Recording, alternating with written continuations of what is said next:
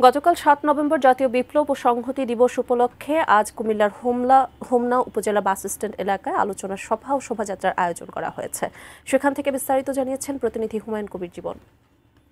জেলা জুড়ে নির্বাচনের আমেজ চলছে। আমি এই মুহূর্তে আছি কুমিল্লার হোমনা তিতাস উপজেলা, যেখানে এসে দেখেছি যে আসলে গ্রামগঞ্জে কিন্তু ইতিমধ্যে কিন্তু চায়ের দোকানও কিন্তু এই নির্বাচনের বিষয়ে কিন্তু আলোচনা চলছে। আসলে এখনো যদিও হোমনা তিতাসের বিএনপির মনোনীত প্রার্থী এখনো ঘোষণা করা হয় নাই, কিন্তু আমরা দেখছি যে আসলে এই অঞ্চলে হোমনা তিতাসের যে গ্রামে গঞ্জে যে সকল মানুষজন রয়েছেন তারা কিন্তু আসলে কে হচ্ছেন বিএনপির মনোনীত প্রার্থী সেই বিষয় নিয়ে কিন্তু আলোচনার ঝড় হচ্ছে না। হোমনা তিতাসের জনপদ অনেক দিন ধরে অবহেলিত, বিশেষ করে এখানকার যে রাস্তাঘাট তেমন কোনো উন্নয়ন নাই, যার ফলে কিন্তু এখানে যারাই জনপ্রতিনিধি হয়েছেন তারা কিন্তু সঠিকভাবে উন্নয়ন করতে পারেন।